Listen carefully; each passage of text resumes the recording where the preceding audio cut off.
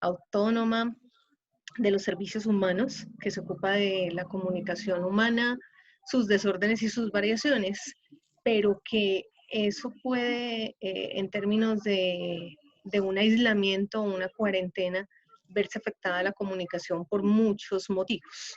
Entre ellos, que la comunicación tiene que ser efectiva y seguramente no en todos los momentos son efectivos esos mensajes o esas intenciones comunicativas que tenemos. Dos, los estados de aislamiento generan una serie de aspectos psicológicos que pueden afectar efectivamente la comunicación, o sea, estarse viendo todo el día, a todo momento con las mismas personas es algo complicado cuando nuestra dinámica es estar afuera, es estar trabajando, es estar comunicándonos con otros. Eso puede generar algunas dificultades y el tema que nos atañe hoy, no solamente pues con niños, adolescentes y adultos, es que especialmente lo que tiene que ver con persona mayor también puede generar dificultades y con los niños porque tienen un sinfín de tareas escolares y los papás no saben qué hacer ni cómo manejarlo. Entonces, en este momento hay muchísimas cosas que la fonoaudiología puede hacer. Entonces, la idea es que nuestros tres expertos nos ayuden a tener mejores luces para podernos orientar en, ¿y ahora qué hacemos mientras estamos encerrados? Perfecto, profe, muchísimas gracias. Justamente esa fue la inquietud por la cual nace esta comunicación para poder dar respuestas a la población acerca de en qué le puede ayudar la fonoaudiología. Entonces, como bien dice la profe Andrea, nosotros desde la comunicación vamos a tener acá a estos expertos para que nos puedan dar luces al respecto.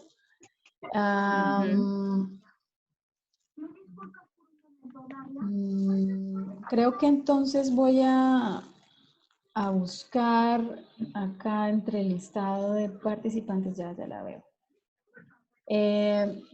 Pues, profe Andrea, muchísimas gracias antes que nada por aceptar esta invitación, porque su presencia no solamente como presidenta del Colegio Colombiano de Fonoaudiólogos, sino como profesional además en salud pública, nos da una validez muy importante para utilizar estas herramientas de comunicación en tiempos que se necesitan.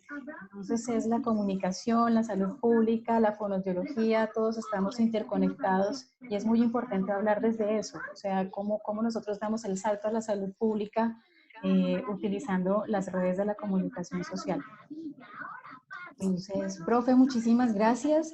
Vamos a darle paso entonces a nuestra primera experta invitada ya en materia directa de estrategias comunicativas. Muchas gracias, profe, y que siga adelante con todo ese trabajo del colegio y además la invitación aquí a colegiarse. Ok, gracias. Profe Liliana Neira. Bueno, creo que entonces voy aquí a habilitarle el audio. Vamos a habilitar acá el audio de la profesora Liliana Neira con el... Bueno, ya habilitamos. ¿Sí? ¿Ya la estamos escuchando, profe? ¿Sí? Buenas tardes. Sí, escuchamos. ¿Ahí me escuchas bien?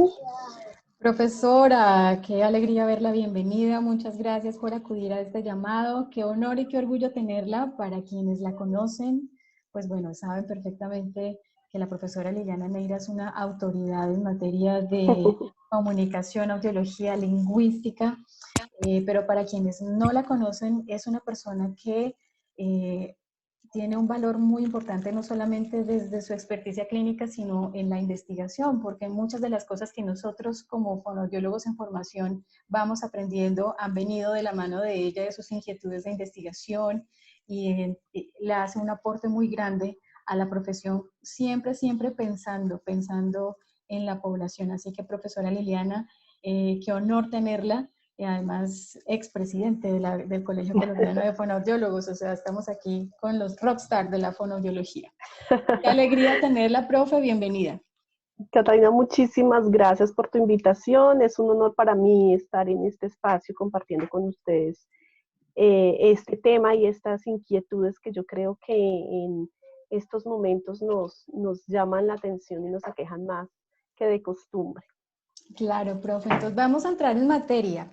Una de las consultas más frecuentes en fonoaudiología entre la población entre los 0 y los 5 años y más específicamente después del año y medio o 2 años que ocurre la explosión del lenguaje es el niño no habla, el niño no habla, habla muy poco.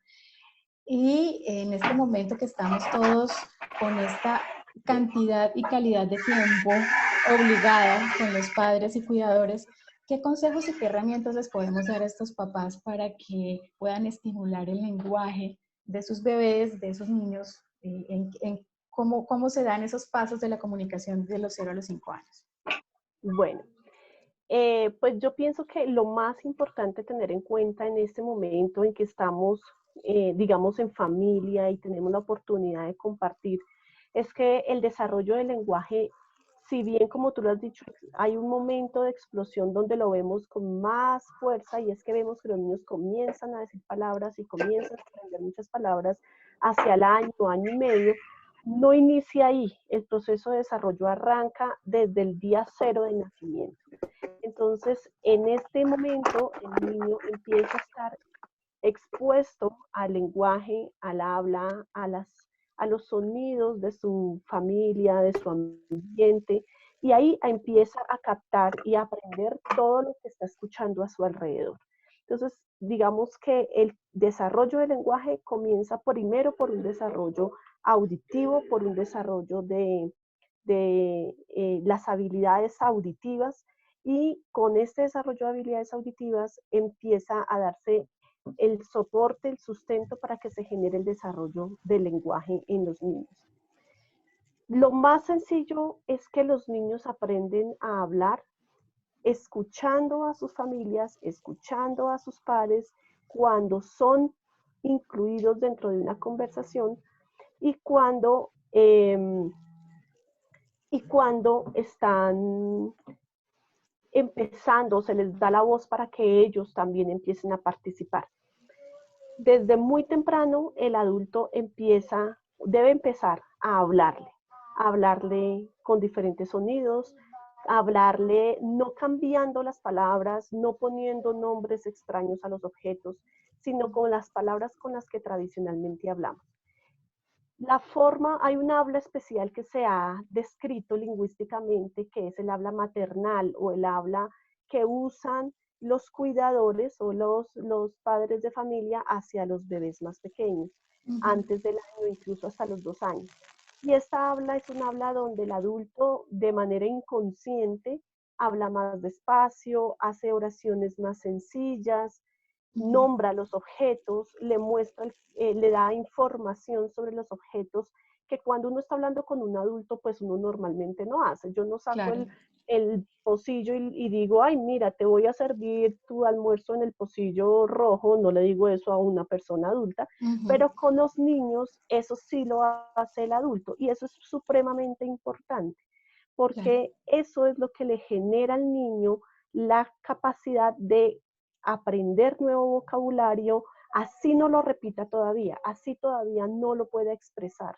Pero el adulto ya con que le estén nombrando esas características de los objetos, el color, el tamaño, el más pequeño, el más grande, mira que esto está caliente, mira que esto está frío, te voy a dar una cosa muy rica, esto es suavecito, esto es más duro, vamos a masticar, no, vamos a chuparlo porque esto es un dulce.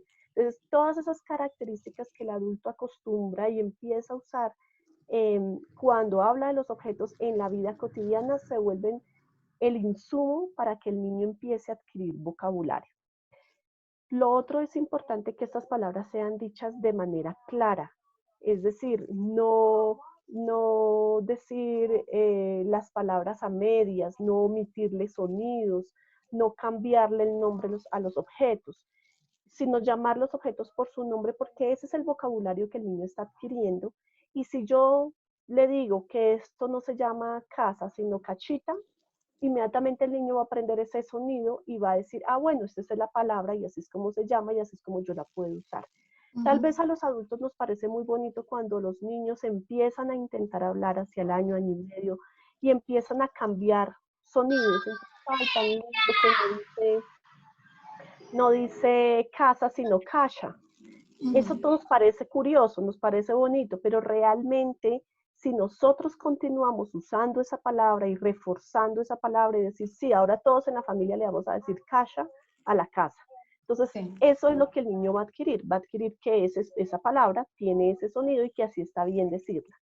Cuando el niño llegue a otro ambiente, a un ambiente externo, no le van a decir tan bonito como hablas, sino que le van a decir, ven, el niño no está hablando bien, y lo van a corregir y él va a sentirse mal. Entonces, no es adecuado que aprenda un vocabulario que no es el vocabulario común o la forma de producir de los sonidos de la cotidianidad. Entonces, una estrategia, si podría resumirla en hablarle claro a los niños. Otra estrategia es nombrar muchos objetos en la cotidianidad. Cada momento en el que uno pasa con un niño es una oportunidad para enseñarle cosas. No porque uno se proponga enseñarle, sino porque el niño aprende, es su naturaleza. El momento de la comida es un momento muy especial porque alrededor de la comida hay un amplísimo vocabulario de texturas, de temperaturas, de colores, de formas. El momento del baño es otro momento muy especial porque en el baño hay también texturas, están las partes del cuerpo. Entonces yo puedo decirle, vamos a bañarnos y voy a bañarte la cabeza, vamos a bañarnos las manos, vamos a bañarnos los pies y vamos nombrando cada uno de los espacios. Qué pena, pero ahí están mis chiquitas. No, estamos todos en cuarentena. Y les Bienvenidas. encanta Ellas son estar, nuestro modelo comunicativo. y les encanta estar al lado de la mamá. Muy bien. Entonces, el momento del baño, el momento de la comida, incluso el momento en que estamos, si deseamos estar un rato frente a la televisión. Escoger el tipo de información que reciben nuestros hijos por televisión es importante. Sentarnos y ver con ellos ese programa que a ellos les llama la atención. Encuentra uno que hay muchos programas infantiles que tienen un alto, son ricos en vocabulario y explican conceptos que uno en la cotidianidad tampoco explicaría o que no son tan comunes.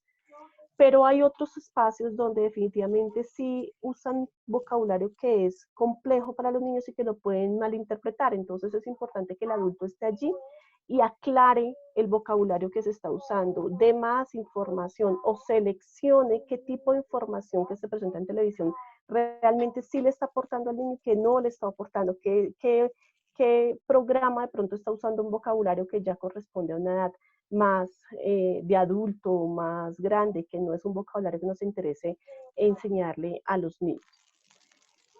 ¿Qué otras estrategias podemos usar? Una pregunta, profe. Dime. Una pregunta. Al comienzo mencionaba que el habla y el lenguaje se produce cuando el niño escucha y comienza a imitar los sonidos de su ambiente, de su contexto, porque es el modelo comunicativo que tiene.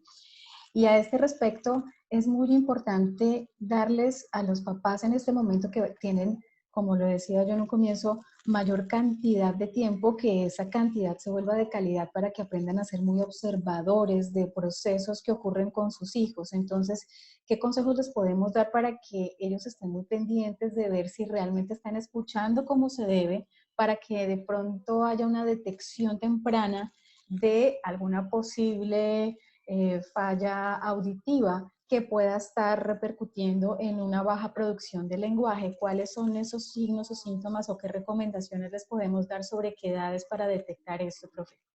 Perfecto, sí.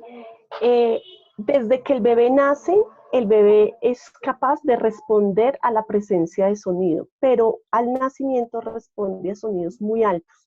Requiere que la intensidad del sonido sea muy alta. Es decir, que un golpe fuerte de una puerta, la caída de un objeto realmente que genere un ruido fuerte es lo que va a despertar, por ejemplo, a un bebé, o lo que va a hacer que se sobresalte. ¿Qué es el sobresalto? Yo puedo tener el bebé acostadito, normal, estamos hablando, jugando, se golpea una ventana, se golpea una puerta y el bebé genera un movimiento de brazos hacia abriendo los brazos, puede parpadear, puede sacudir su cuerpo y ese es un sobresalto.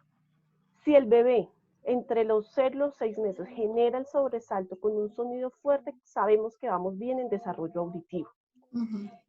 Si a los 6 meses, 7 meses, el bebé empieza a intentar hacer producciones de sonido, empieza a repetir sílabas, la más frecuente y las primeras que aparecen son los sonidos bilabiales, los que hacemos con nuestros labios. Entonces, los primeros fonemas que aparecen son la P y la M. Entonces, el bebé empieza a jugar con estos sonidos, a hacer ma, ma, ma, ma. Generalmente es el sonido de la A, y la P. A veces pensamos que están empezando a aprender las primeras palabras. Efectivamente, una de las palabras que más aprenden rápido los bebés es mamá y papá. Estas dos palabras son muy fáciles porque los sonidos se usan con los labios, son repetidas porque son dos sílabas que se repiten exactamente iguales. Entonces, con que el niño empiece a jugar un poco con estos dos fonemas, el adulto debe reforzarlos. El bebé, ¿qué va a hacer? Que entre el adulto más lo refuerce, el bebé más lo practica, más lo intenta. Si pasado los 7, 8 meses el bebé deja o disminuye esta práctica, eso ya no es adecuado. Lo que se espera es que aumente la práctica y que ya no solamente diga mamá, mamá, sino que diga mamá, pare, y espere que el adulto dé una respuesta o que el adulto le refuerce. El bebé empieza a entender que cada vez que él habla, el adulto le refuerza, y que cuando el adulto habla, él empieza a intentar repetir lo que el adulto está haciendo, empieza a hacer gorjeo, balbuceo. Si el niño es reforzado por el adulto, va a continuar aumentando esta frecuencia porque está escuchando lo que el adulto le está diciendo y intentando imitar. Pero si el niño empieza a disminuir la frecuencia de estos ensayos, sí tendríamos que empezar a preocuparnos y a decir, bueno, ¿qué pasa? ¿Por qué no le llama la atención los sonidos que hace el adulto? Porque aunque el adulto empiece a repetir, el niño no intenta continuar repitiendo. Entonces todo eso es un llamado de alerta, porque nos está diciendo que de pronto puede haber algo auditivamente que el niño no esté captando. Lo otro que es importante es que hacia los 7, 8 meses el niño ya debe responder por el nombre. Entonces, si el niño está de espaldas o lo tiene alzado otra persona y yo lo llamo por el nombre, Juan, o la palabra que yo acostumbre usar, porque esa es la otra. Puede ser que mi hijo se llame Juan, pero yo le digo corazón. Entonces, si siempre me refería a él como corazón, pues él no va a responder al nombre de Juan, va a responder al nombre de corazón, porque piensa que esa es la palabra con la que constantemente lo han llamado.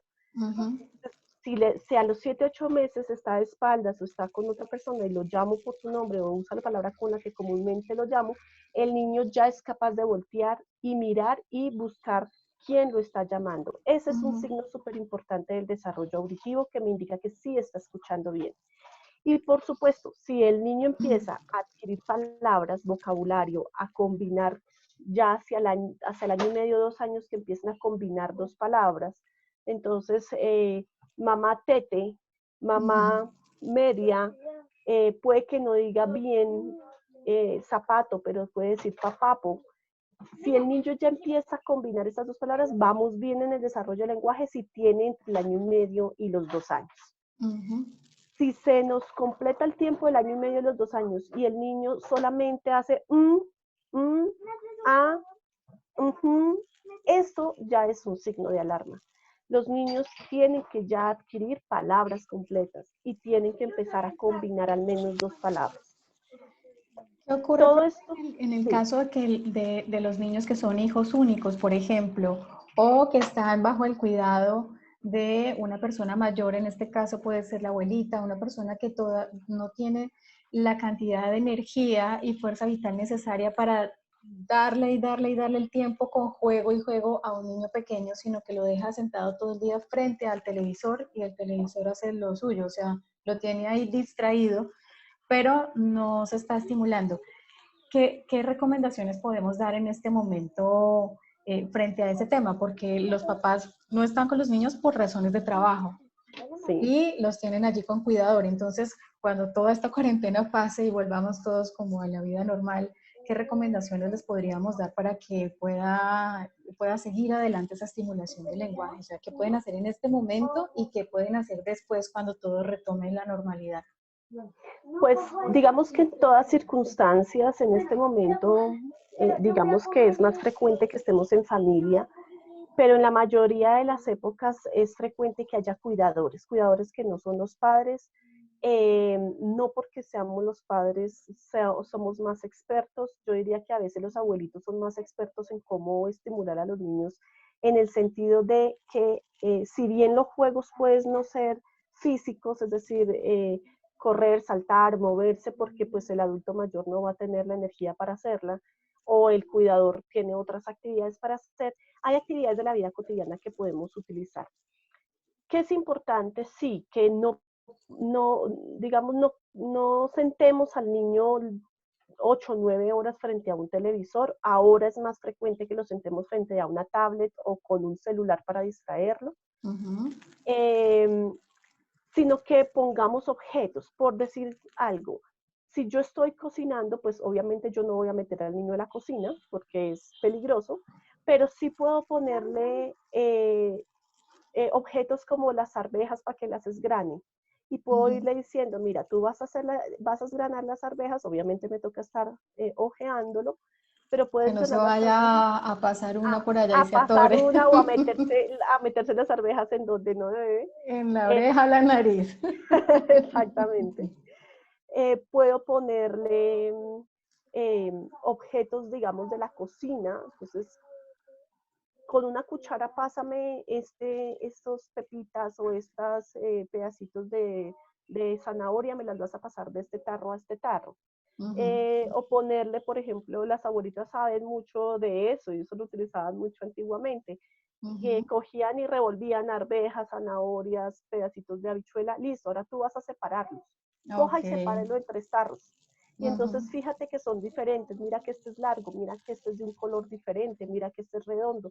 Y hacer eso, por ejemplo, parece una cosa muy tonta, pero le estoy enseñando a clasificar los objetos, le estoy enseñando a categorizarlos, le estoy enseñando las características intrínsecas de los objetos, le estoy permitiendo que desarrolle lo táctil. Nosotros en esta época somos poco táctiles. A los niños no quieren que se ensucien, no quieren que gateen, no quieren que cojan los objetos. No, hay que ponerle objetos para que se ensucien.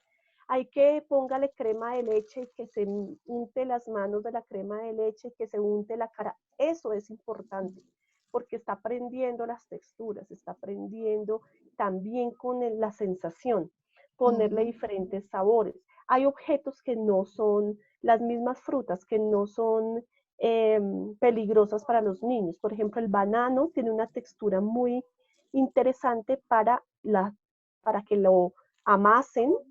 El sabor del banano es muy llamativo porque es dulce. La textura del banano no va a permitir que el niño se atore o se atragante. Es uno de los alimentos que menos probabilidades tenemos de que se nos atraganten los niños. Entonces yo puedo colocarle banano y decir, vamos a hacer una torta, tú ayúdame a espichar todo el bananito. La guanábana, ayúdame a sacarle las pepas de la guanábana. Esto ya lo puedo hacer con niños de 2, 3, 4 años. Vamos a coger de las uvas y vamos a intentar sacarlas de la cáscara.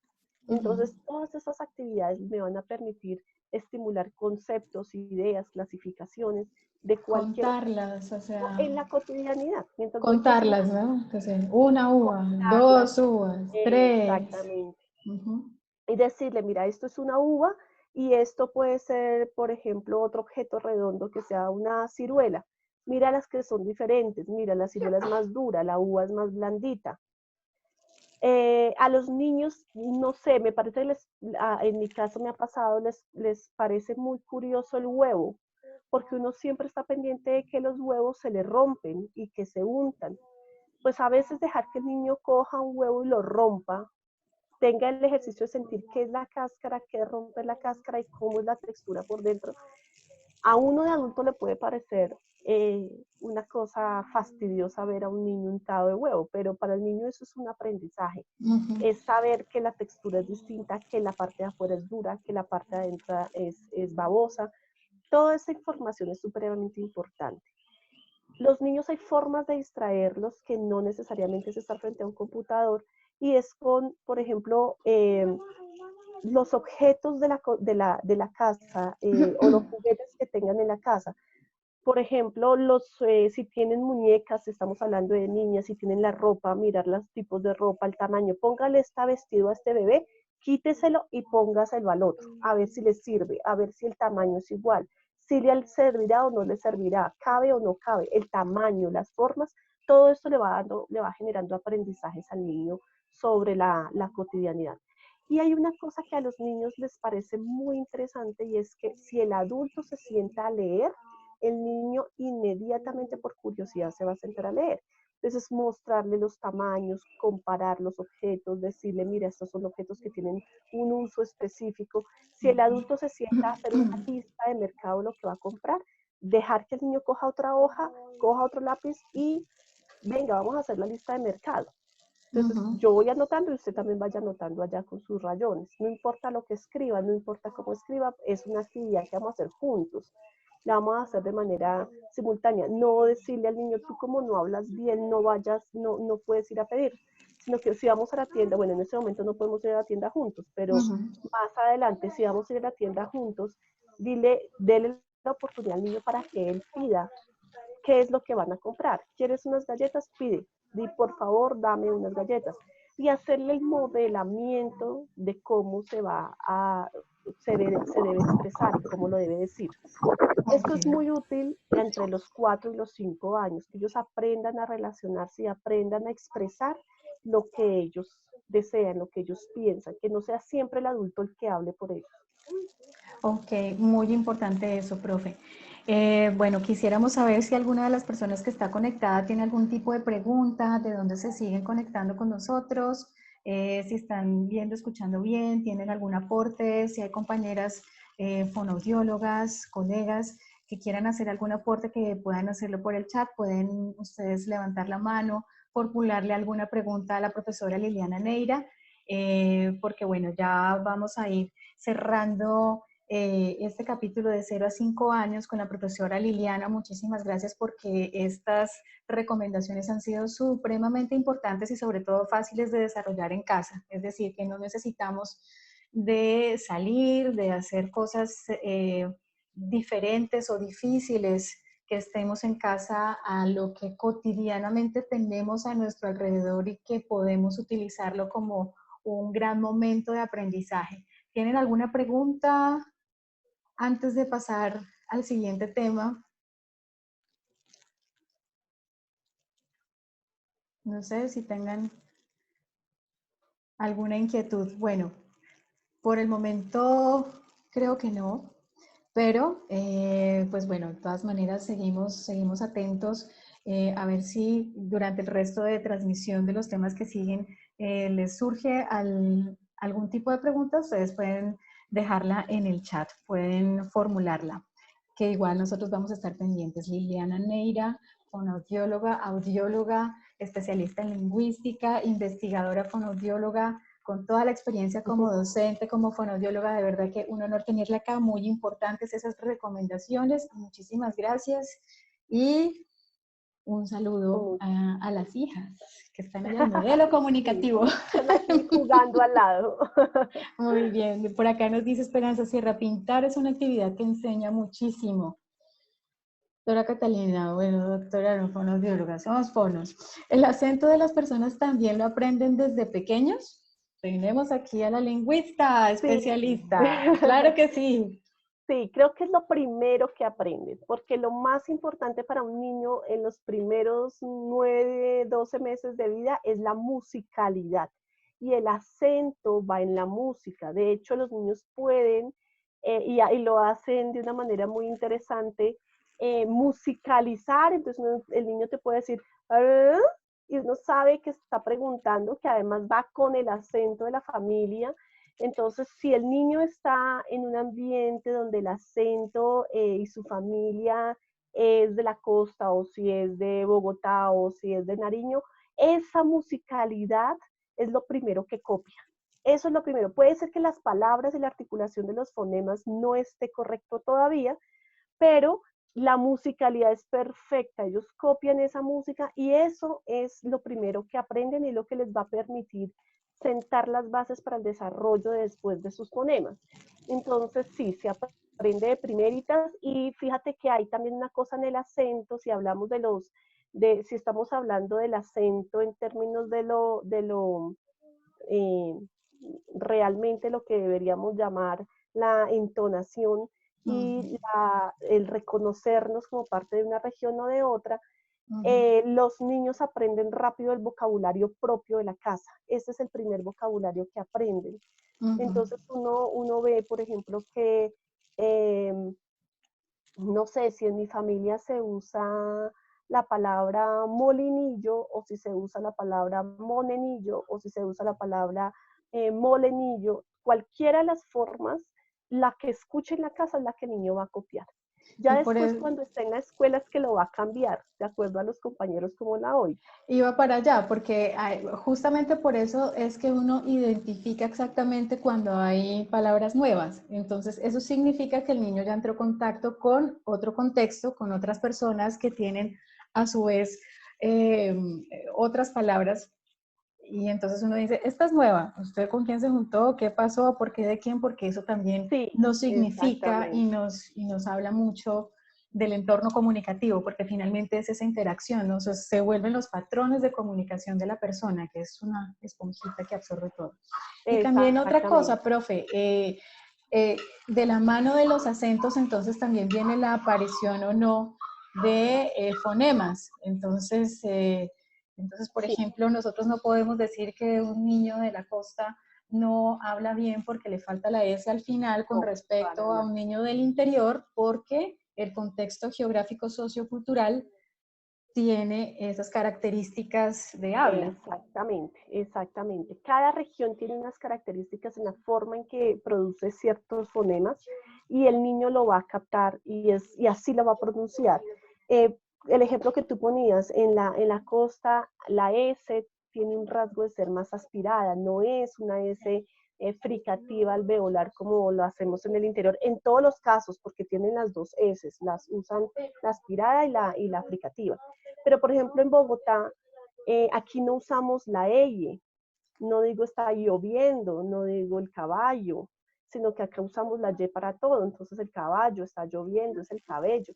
Y si uno se va para Nariño, es terrible, porque a ellos les suena tenaz, pues que eso se utilice así, ellos mantienen esa diferencia entre la ella y la y. Entonces, cuando uno ya es adulto, cuando ya está más grande y está en el ambiente escolar y se empieza a dar cuenta que el otro habla diferente, empieza a tomar decisiones de si incorporo ese fonema o no lo incorporo, si me mantengo hablando de una manera o me mantengo hablando de otra, pero eso el niño no lo discrimina. Para el niño lo más importante es el habla de su casa, cómo habla su familia, y va a hablar como habla su familia. Así es. Bueno, muchísimas gracias, profe. De verdad que es un honor, una alegría tenerla acá. Aquí, pregunta, ¿escuchar idiomas en esa etapa de bebés facilita su aprendizaje más adelante o genera algún tipo de confusión? Súper pregunta. Sí, el tema del bilingüismo es un tema bien interesante. Lo que se ha identificado es que si el niño desde que es bebé está expuesto a varias lenguas o a más de una lengua, eso va a generar un desarrollo auditivo particular que le va a permitir ponerle atención más adelante a esos sonidos. Es decir, sí sería bueno que escucharan desde bebés otros idiomas, otro idioma. ¿Qué es lo que no es adecuado? Lo que no es adecuado es que yo le mezcle los dos idiomas. Entonces, que como yo quiero que mi hijo hable inglés, pero yo no sé inglés, entonces yo le digo, hello, ¿cómo estás? No, yo no debo hacer esa mezcla. Entonces, o le hablo en un idioma o le hablo en el otro, pero no mezclen los dos idiomas. O que si yo en mi familia tengo un adulto que habla muy bien una lengua, que ese adulto le hable todo el tiempo en esa lengua. O que si yo quiero ponerlo a escuchar canciones en el otro idioma porque a mí me parece que es importante, eso está bien, que escuche canciones, ponerle música infantil en otro idioma, eso va a generar todo un tema de desarrollo auditivo y desarrollo de lenguaje importante y le va a favorecer más adelante que pueda rápidamente coger otro idioma. Lo que no está bien en ningún caso es que, digamos, media frase en una lengua y media frase en otra lengua, eso no es correcto. Ok, bueno, profe, entonces aquí estamos respondiendo justamente acá. Diana Marcela Prado nos dice, ¿podrías dar recomendaciones de manejo en ambientes bilingües o trilingües? Es justamente lo que acaba de hacer la profe. Y Alexandra Guevara dice, buenas tardes, tengo un jardín infantil. Como anécdota, tuve una familia que llegó buscando jardín para su hija porque ella ya tenía 2 años y medio y solo decía mamá. El contexto, su cuidadora, muy buena en el cuidado, pero al parecer no le hablaba en todo el día. La niña demoró en iniciar a hablar más de 6 meses en la interacción con otros niños y tiene otro caso que es una niña de 3 años que usa todas sus palabras reemplazando la S por la Ch. Ejemplo, la chacita. Pues bueno, pienso que de esto hemos venido hablando acerca de la interacción y acerca de la importancia de hablarle y estar en esa permanente interacción comunicativa con el niño, porque pues ya hemos dicho que el habla es la herramienta comunicativa, el patrón de comunicación que aprende por imitación, porque lo ve hacer, porque ve a sus padres, porque ve a sus cuidadores decirlos. Entonces pues la recomendación allí es aumentar el habla con ellos, la interacción con ellos, y no únicamente el sentarlos frente al televisor y darles información, sino interactuar, comunicarse. Entonces, profe, muchísimas gracias. ¿Alguna cosa más? Sí, de pronto, digamos, quisiera para el tema de las dos preguntas que hicieron, solamente para redondear, sabemos, lo que se sabe en la literatura es que entre el año y medio y los 3 años y medio es la etapa principal de la adquisición del lenguaje de los niños, donde hay toda una explosión de vocabulario. Es el momento en que más arrancan a decir palabras y a aprender vocabulario. Entonces, cuando se está pasando esta etapa, si se ya tenía 2 años y no hablaba, no se le había hecho estimulación, se va a tardar mientras entra la estimulación y mientras aprende, digamos, todo ese nuevo vocabulario que no había podido adquirir. No nos pasa solamente en los niños que tienen adultos, por ejemplo, que son poco, que interactúan poco, sino nos pasa a veces en los casos, por ejemplo, de que los niños no tienen, pueden estar en un jardín, pero no hay interacción, están solamente al cuidado de una persona. Entonces, esto es importante desde, digamos, en esta etapa en particular, porque va a generar, es la parte más importante que genera el desarrollo más alto en el desarrollo de los niños. Ya casos específicos de sonidos que no articulan, sí hay que trabajarlos directamente y evaluar todos los contextos de las palabras, si es en todas las palabras, si es solo en una palabra aislada, o si es también en frases. O sea, hay que evaluar ya específicamente la necesidad del niño y cómo empezar a intervenir esa actividad. Ya necesita una evaluación completa. Sí. Dice acá Esperanza Sierras, así mi sobrina siempre estuvo con ambos idiomas, inglés y español, y hoy a sus 3 años los habla diferenciándolos perfectamente, papá Sí, americano, mamá colombiana. exactamente. Y Alexandra Guevara dice, mi pregunta es, ¿para esas edades la solución ya es Ah, con fono? Y la respuesta es sí, sí. sí, sí, sí, sí. Eso ya es Sí, del orden. Y es muy importante esto porque tenemos que diferenciar las profesiones, ¿no? O sea, tenemos que saber hasta dónde llegan los educadores y hasta dónde llegan los fonoaudiólogos, a partir de qué momento empieza el uno y termina el otro. Y cuando se dan este tipo de cosas, ya definitivamente hay que consultar con un fonoaudiólogo que va a evaluar y de ahí en adelante ya va a iniciar su diagnóstico y su intervención, según sea el caso. exactamente.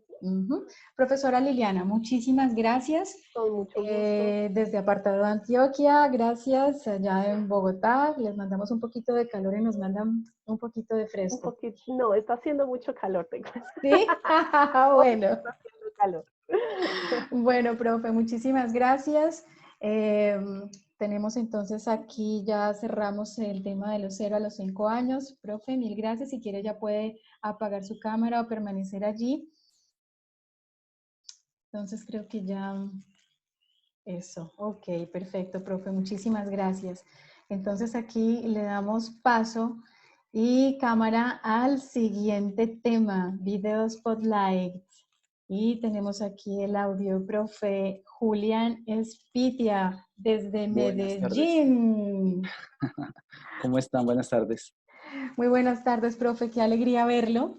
Bueno, igualmente. El profesor Julián Espitia entonces hace una conexión aquí. Venimos haciendo una exploración del lenguaje cronológica y entonces ya digamos que pasamos esta etapa de adquisición de lenguaje y entramos en los terrenos preadolescentes y adolescentes y ya los dolores de cabeza comienzan a cambiar para los papás. Entonces ya no tenemos el tema de que el niño a los 2 o 3 años no habla, digamos que a los 5 años ya pudimos solucionarlo, sino que ya cuando comienzan a entrar al colegio, comenzamos a ver otro problema mientras son más grandes, y es que tenemos un problema de comprensión de lectura, tenemos un problema de escritura. Entonces le damos la bienvenida al profesor Julián Espitia, fonoaudiólogo de la Universidad Nacional de Colombia, hizo su maestría, su especialización en la Universidad de Bio Bio, Chile, en, profe, Pedagogía en Educación Superior. Pedagogía en Educación Superior, imagínense eso. O sea, por favor, tiene toda la experiencia y la autoridad del caso, fue docente de la Escuela Colombiana de Rehabilitación y actualmente es docente de la Universidad María Cano en Medellín, desde donde se conecta hasta ahora, así que bienvenido, profe. Cuéntenos, denos luces al aspecto, sobre todo a las mamás y papás que están encerrados con sus adolescentes en casa aquí. ¿Qué hacemos, Sí. profe? ¿Cómo Sí, mejoramos eso? Bueno, muchas gracias. Es un privilegio también igual estar acá, rodeado de, pues, de la profe Lili, que es una persona muy experta y que hemos compartido y trabajado juntos, igual pues, con todas las personas que están conectadas. Agradezco también que me hayas invitado y que estemos en esto aportando. Con mucho gusto. Voy a hacer un puente también, porque pues la profe Lili habla como hasta casi los 5 años, 6 años, que es donde está todo el tema de la adquisición y explosión del lenguaje. Y viene una etapa que es muy importante, que es toda esa etapa escolar, que es la que permite hacer el puente entre lo escolar y entre la niñez y la adolescencia, la preadolescencia y adolescencia. Entonces, teniendo en cuenta todo eso, pues básicamente las primeras dificultades que pueden presentar los niños o que los niños pueden estar presentando es que, bueno, ya adquirieron sus habilidades lingüísticas, están en un proceso en donde todo esto está funcionando al mismo tiempo y empiezan y se enfrentan a un proceso de socialización, que es la parte escolar.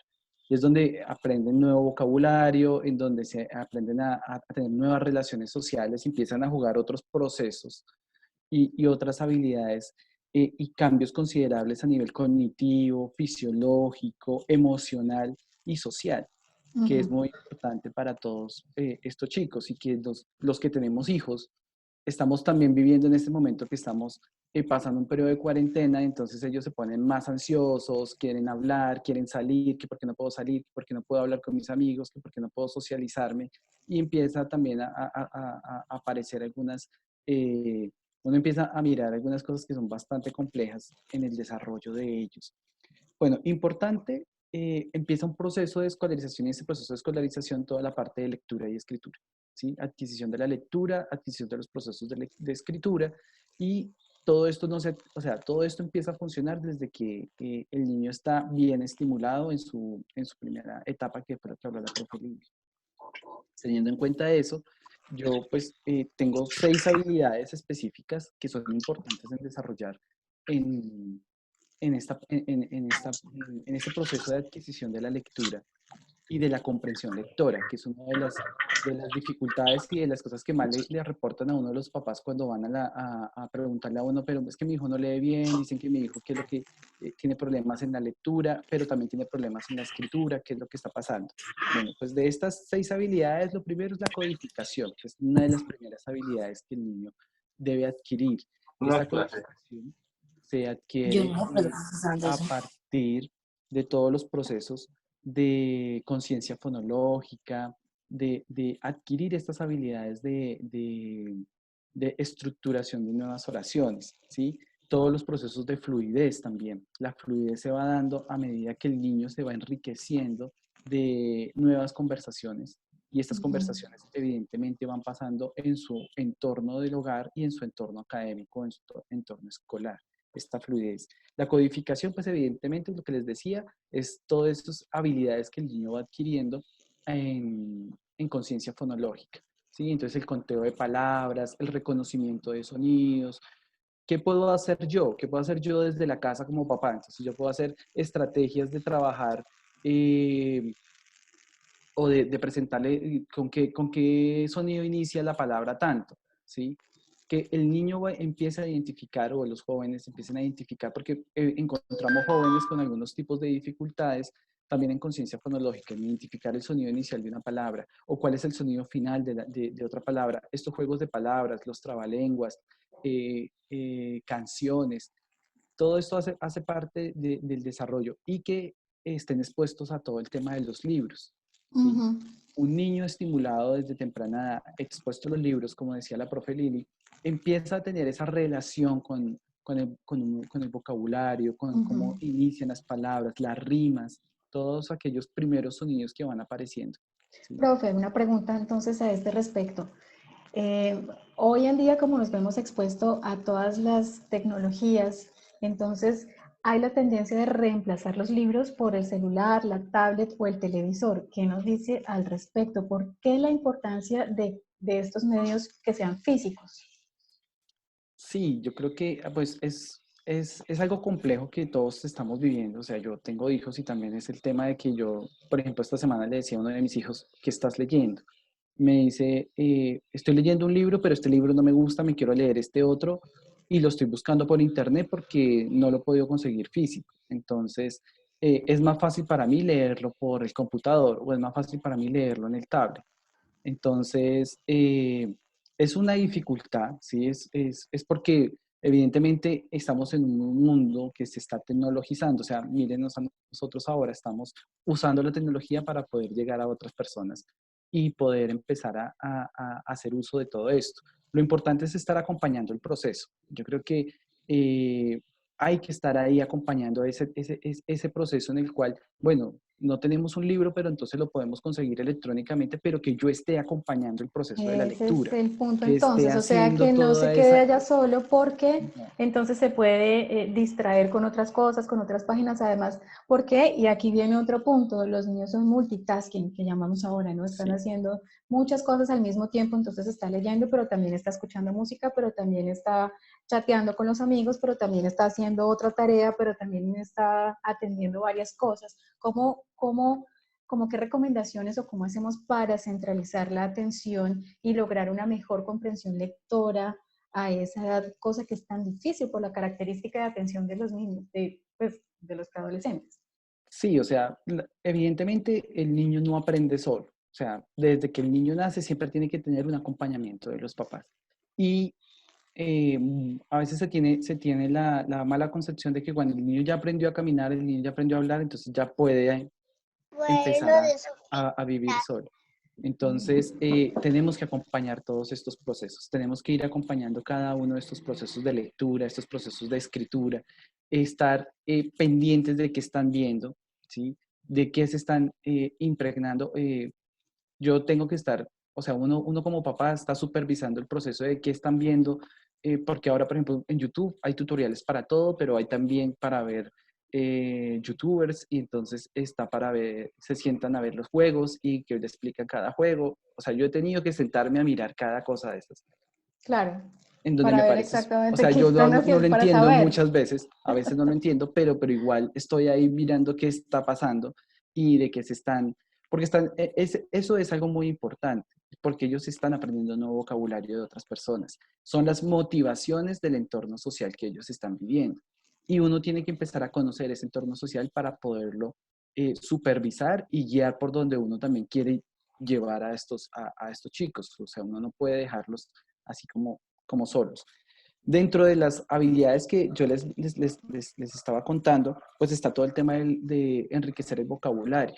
Y el enriquecer el vocabulario es exponerlos a nuevas experiencias. Ellos se exponen a nuevas experiencias a través de estos tablets, a través de los juegos, a través de todos estos medios tecnológicos, estos que son multitareas. Pero evidentemente los chicos son multitareas porque nacieron en un mundo digital, nacieron cuando ya el celular existía. Muchos de nosotros no tuvimos celular sino hasta cuando estuvimos en la universidad, ¿sí? Aprendimos a utilizar el computador más grandes, pero ahora los jóvenes y los chicos son muy buenos con todos estos medios tecnológicos, a menos que tú le guíes en el proceso de aprendizaje y en el desarrollo. Entonces hay chicos que de pronto, sí, yo sé manejar el computador, pero ¿qué he visto yo en este momento que hemos tenido que virtualizar todas nuestras clases?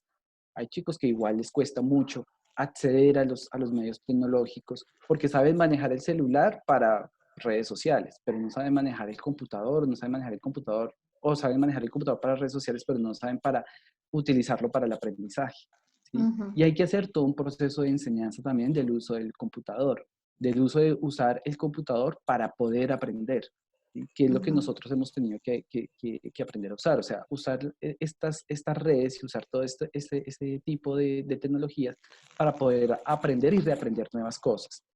La construcción de oraciones y todo el tema de cohesión. Los chicos leen, pero leen lo que uno les pregunta, por ejemplo, aquí trabajábamos con todo el tema de lectura y escritura en jóvenes que ingresan a la universidad y uno les pregunta, ¿qué leen? Ah, no, yo leo lo que pasa en el Facebook. Sí, es importante leer, pero ellos creen que leerse las noticias del Facebook ya están leyendo, informados, están sí. informados y todo Bien. eso. Yo les Ujú, decía, sí, es importante todo eso, pero necesitamos que utilizar estas redes sociales para el conocimiento de ellos, que es lo que de pronto ujú, estamos haciendo acá, ¿sí? sí. Poder utilizar todo este tipo de tecnologías para poder dar estrategias también para los papás, dar estrategias para los propios estudiantes de cómo yo puedo aprender a leer o qué debo tener en cuenta para la lectura y qué debo tener en cuenta para la escritura, ¿sí? Ujú, Y los adolescentes están expuestos a muchas cosas, los jóvenes. Por lo tanto, es importante supervisar el proceso y hacer todo un acompañamiento también en el razonamiento y en el conocimiento previo que ellos tienen. Uno a veces cree que los jóvenes y los adolescentes no saben nada, pero ellos ujú, sí saben y ellos sí conocen qué está pasando. ¿Qué es lo que pasa? Que muchas veces ellos se hacen los de la vista gorda y se interesan más por lo que ellos quieren, ¿sí? Y ujú. es importante nosotros conocer los intereses personales que los jóvenes tienen, ¿sí? Ok, Como ok. papás, como supervisores del proceso de aprendizaje, como docentes, saber qué es lo que les gusta. Yo leí un artículo y veía que hacían un estudio sobre las habilidades de escritura de los estudiantes y cuando les ponían a escribir un ensayo sobre un texto narrativo, literario, era muy malo a nivel de estructura y cohesión.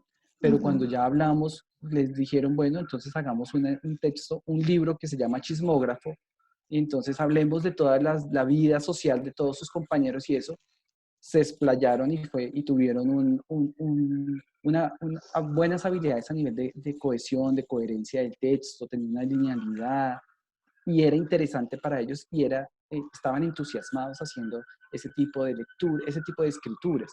Entonces, cuando uno trata de involucrarse en las habilidades, en las actividades sociales que ellos tienen, en los intereses, eso genera mayor satisfacción para los jóvenes y los adolescentes. Sienten que están haciendo algo.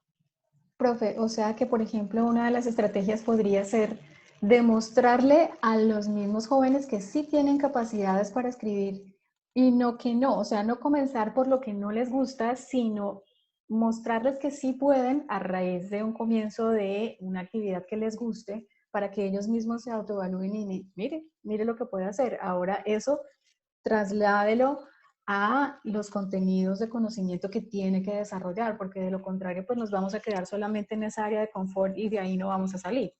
Exactamente, porque lo que estamos haciendo ahí es, nosotros podríamos empezar a incentivar esos procesos de metacognición y metalenguaje, o sea, hacerlos conscientes que lo que están haciendo es un proceso en el cual ellos van a aprender, ¿sí? O sea, hacerles ver que lo que están haciendo, motivarlos a que todo lo que implique lectura y escritura es un proceso de aprendizaje, bien Uh -huh. sea en un contexto formal, que puede ser la universidad, que hay una escritura y una lectura específica de textos, como también hacerlos partícipes de cuáles son sus intereses particulares y que esas prácticas de lectura y escritura que ellos tienen también generen aprendizaje para ellos, que se enriquezcan de eso mismo que están haciendo y enfrentarlos a actividades o estrategias metacognitivas y de metalingüísticas en donde ellos pongan en práctica todo ese conocimiento de la lengua que tienen, todo ese conocimiento lingüístico que ya traen, porque es que cuando ya son adolescentes, entonces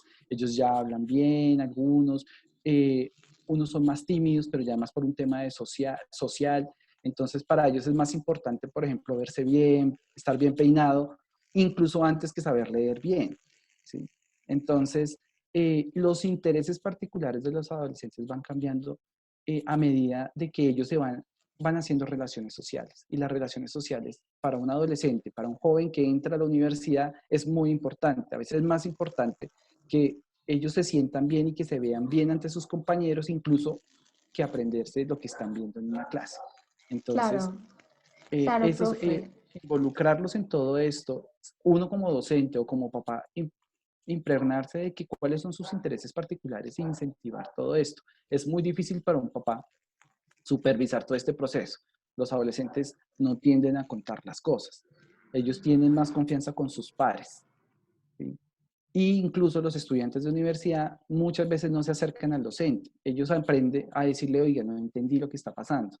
Prefieren decirle al compañero que entiende más y que le explique mejor qué es lo que está pasando en la clase, ¿sí? Entonces ese aprendizaje entre pares es muy importante tenerlo en cuenta, ¿sí? Hacer uso del trabajo colaborativo, por ejemplo, cuando uno está, si hay profesores acá de adolescentes, el trabajo colaborativo quiere decir que yo puedo utilizar estrategias donde yo explico una temática, hago que todos la conozcan y que su compañero le explique a sus otros compañeros de qué fue lo que hablaron para poderlo comprender, porque a muchos les da pena o les da vergüenza levantar la mano y decir, sabe que no entendí. Pero si le dice a su compañero, sabe que por qué no me explica más tarde qué fue lo que vimos o qué fue lo que dijo el profesor. Entonces, hacer uso de ese tipo de estrategias igual también es importante. Y la motivación, los intereses personales y las habilidades de manejo de la lengua en los jóvenes, hay que estar pendiente de eso. O sea, a veces uno escucha a jóvenes que uno dice, bueno, y este chico no está pronunciando bien tal sonido. Entonces uno como que empieza también a indagar y decirle, bueno, mira, podrías leerte este texto, podríamos trabajar esto, podríamos buscar la forma, o por qué no te acercas a un fono para que te pueda explicar o te pueda dar guía en este proceso o en estos sonidos que tú tienes dificultad, o si tú sientes vergüenza para exponer, porque pues nosotros tenemos un centro de lectura y escritura aquí en la universidad y pues los estudiantes se pueden acercar a pues fortalecer estas competencias a nivel de lectura y escritura para que, o sea, su proceso académico sea exitoso, y eso es algo que es muy enriquecedor y que muchos de los que se acercan nunca antes en su adolescencia fueron capaces de decir, es que sabe que yo me cuesta leer o me cuesta escribir o sufrieron de bullying, porque muchas veces los chicos que sufren de bullying son aquellos Exacto. chicos que son retraídos, que tienen dificultades a nivel de la comunicación, del lenguaje, y llegan a la universidad y se enfrentan a una demanda tan fuerte a nivel de competencias lingüísticas y de habilidades de comunicación, de leer, de escribir, de exponer, y necesitan el acompañamiento tanto de sus docentes como de los fonoaudiólogos que estemos ahí acompañando ese proceso. Claro, profe. Y ahí eso es un trabajo interdisciplinar, además que va de la mano con psicología, que va de la mano también con otros programas que tienen que venir ya armados desde las directivas de colegios o universidades, que si no están armados, pues digamos que los papás también pueden sugerir que se hagan. O sea, si en caso de que no vean estos apoyos y estas ayudas, entonces los padres de familia también pueden sugerirlo cuando vean que tienen algún problema de bullying con sus hijos, que no les está yendo bien. No sé, pueden todos como reunirse y sugerir este tipo de ayudas profesionales. ¿Cómo se hace, profe? ¿Cómo podríamos dar unas recomendaciones en este tiempo de cuarentena que vamos a estar allí para que podamos estimular un poquito este mejoramiento de lectura? O sea, ¿qué le decimos a los papás? Listo, entonces ya sabemos que preferiblemente nos acerquemos a los gustos y motivaciones personales de los adolescentes, pero por ejemplo, si a mi adolescente hijo, si yo soy un papá y a mi adolescente hijo le gusta Harry Potter y yo no tengo la menor idea, y son no sé cuántos libros de Harry Potter o no sé cuántos son los libros de Señor de los Anillos o todas estas sagas que tanto les llaman la atención, pero el papá, no, yo ahí no tengo ni idea. La recomendación no solamente es para los adolescentes, sino también para los papás, ¿no? O sea, ¿qué Evidentemente, sí. recomendación les hacemos allí? Porque podríamos verlo nosotros como el problema de la comunicación de los adolescentes está en los adolescentes y no necesariamente, porque estamos en una integración como familia. ¿Qué le podemos decir a los papás también de algún tipo de recomendación para acercarse Bueno, o comunicativamente a sus sea, lo hijos. más difícil es, bueno, es tenerles paciencia. Ellos están Unos en a un periodo, otros. sí, Adolescentes a papás y papás a y papás adolescentes, por adolescentes, sí, favor. es tenernos paciencia, sí, es tenernos Sí. paciencia porque están en un proceso de que todo duele, para ellos todo les duele. Uno les dice, no lo hagan y ellos dicen, ¿y por qué no puedo? ¿Y si yo quiero? Entonces, bueno, hay que entrar en un proceso de diálogo que es bastante, que es lo más importante, o sea, mediar la comunicación tiene que servirnos de puente para poder aprender, pero también para poder llegar a acuerdos y a mediar en todos los procesos con los adolescentes. Paciencia entre ambos y pues sí, es importante motivarlos a ellos, conocer sus motivaciones e interesarnos nosotros en qué es lo que les interesa y ofrecernos, por decirlo así, un poco suena la palabra, pero sí como decirles, bueno, ¿sabes qué? Me parece interesante lo que a ti te gustaría que leyéramos entre los dos el libro y todas las noches hiciéramos un debate sobre lo que pudimos leer en los dos capítulos que leímos en el día de hoy, ¿sí? Son como actividades que nos involucremos ambos y que los dos estemos dando pues muestras de que en este tiempo de encierro, ¿sí? De estar en cuarentena, podemos hacer algo entretenido o poder decir, sabes qué, mira, tú estás leyéndote el libro, yo me voy a ver la película y yo después podemos debatir si lo que está pasando en la película está pasando en el libro, que puede ser una de esas estrategias que me ha pasado con el tema, por ejemplo, con los libros de Harry Potter. Ahora mi hijo, por ejemplo, mi hijo mayor está interesado en la filosofía y habla de que quiere ser filósofo y todo eso.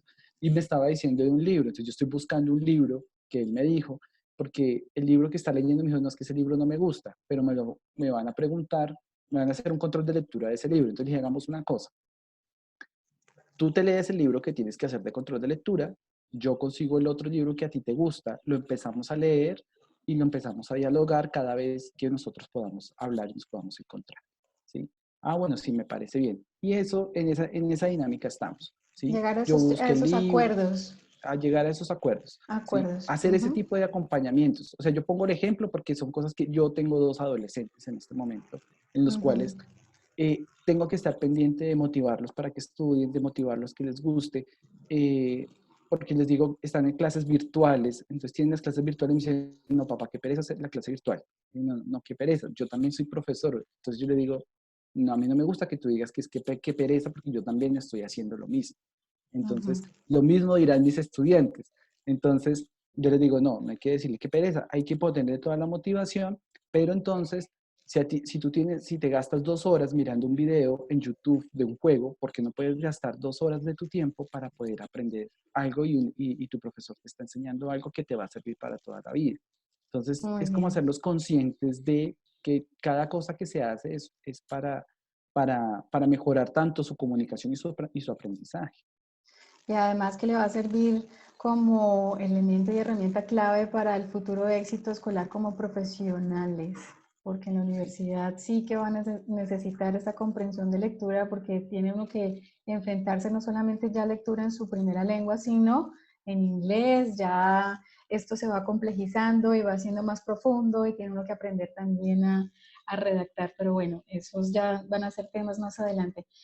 No sé si alguien de los que estén conectados quieran hacerle alguna pregunta al profesor Julián para que vayamos cerrando también ya este capítulo de adolescentes. Habíamos dicho en un comienzo que íbamos a tener media hora de conexión de 3:34 y llevamos 1 hora y 45 minutos y aún no ha entrado la tercera invitada porque pues este es un tema que creo que nos apasiona a todos. Quien no vive de la comunicación, el hombre no puede vivir aislado completamente, o sea que esto es un tema completamente importante y relevante. ¿Alguien de los conectados tiene alguna pregunta, alguna sugerencia, algún comentario para el profesor Julián antes de despedirle y agradecerle por su presencia aquí en nuestra reunión? O de dónde se conectan? Tenemos 24 participantes: Andrea, Angélica, Celi, Angélica, Catalina Balbuena, Cristina, Daniela Estrada, Giral Clavijo, Laura Casas, Liliana, Mite, María. ¿Hay alguien que tenga alguna pregunta? Aquí había algo que decía que en la escolaridad y cuando hay deficiencias en la comunicación por audición baja, déficit de atención, empieza el bullying, que cuál debe ser la estrategia, pero bueno, pues tocamos el tema aquí y creo que vamos a tener una sesión aparte donde abordemos la comunicación en situación de discapacidad, porque ese es otro tema con Otro tema. otras adecuaciones. Es un tema muy grande, muy importante. Pues bueno, creo que hoy ya que arrancamos y comenzamos, se nos van saliendo más ideas. Bueno, creo que no tenemos más preguntas por el momento, de tal manera que, profe Julián, muchísimas gracias desde la capital de la Gracias a ti. montaña, desde Medellín. Muchas gracias, profe, por conectarse con nosotros, por darnos su experiencia no solamente como profesor, sino como padre, porque creo que eso es lo que el aprendizaje más significativo es cuando la persona se siente identificada con quien le está enseñando, es que le habla con causa, con conocimiento de causa y experiencia. Así que muchas gracias, profe. Vale, muchas gracias a ti. Bueno, entonces, creo que el profe ya puede apagar su cámara si quiere para buscar a la profesora Sandra. A ver, Buenas tardes a todos. Hola, profe, que lleva ahí 1 hora y 45 minutos esperando. No, pero ha sido muy interesante los Es- consejos que nos han dado la profesora Liliana y el profesor Julián. Así que es Bueno, una hora bien invertida. bueno, pues muchísimas gracias, profe. Aquí estoy mirando Video Spotlight para hacer la principal. Bueno, bienvenida profesora Sandra Mondragón. Para quienes no la conocen y para quienes están recientemente conectados, les presento. Ella es la fonoaudióloga Sandra Mondragón Borges, egresada de la Universidad Nacional de Colombia. Es magíster en trastornos de lenguaje y de habla de la Universidad de Talca en Chile. Se desempeñó como docente en la Universidad del Mar en Chile, ayudando en el trabajo con población adulta, y actualmente se desempeña como docente del programa de fonoaudiología de la Universidad de San Buenaventura en Cartagena. Su trabajo se ha enfocado en el abordaje de la persona mayor con envejecimiento activo y alteraciones cognitivas. Con esto queremos darle la bienvenida a la tercera parte, el tercer segmento de esta charla de lenguaje, que es llegamos a la comunicación de adulto y adulto mayor. Entonces hicimos este recorrido cronológico con algunos saltos importantes y llegamos a la caracterización del adulto y del adulto mayor. Entonces le Bueno, damos paso aquí a la profesora Sandra. Bienvenida y muchas gracias. primero que todo, pues es un honor estar con todos ustedes, con la profesora Liliana, el profesor Julián, y pues todas las personas que están hoy conectadas, sean fonoaudiólogos o no, porque pues nos une un fin común y es la importancia que tiene la comunicación en las relaciones sociales e interpersonales durante todo el curso de vida.